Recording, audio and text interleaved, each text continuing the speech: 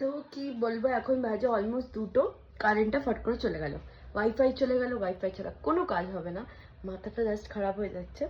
তো ইন্ডাকশনও সব কিছু মানে বাড়িতে কি যা গ্যাস আছে, কিন্তু গ্যাস নেই তো বহুত প্রবলেম হবে, আমি বুঝতেই পারছি না কী করবো। ভাগ্যিস রফিদের খাবারটা গরম করে ওদের দুজনকে খেতে আমি দিচ্ছি, তার মধ্যে কারেন্টটা গেল চলে।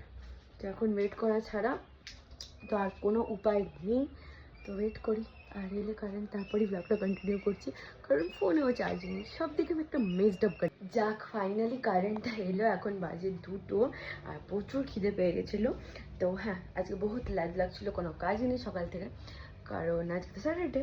তো দেখিয়ে দিচ্ছি তোমাদেরকে কি কি খাচ্ছি। অ্যাকচুয়ালি খাবারটা কালকেই, তাই প্রিপারেশন আর নল আর দেখালাম না।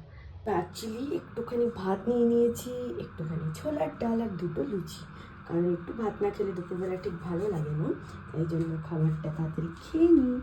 আর বাস টাটা, এখনকার জন্য এইটুকুই থাক, এইভাবে দেখিয়ে দিচ্ছি, টাটা।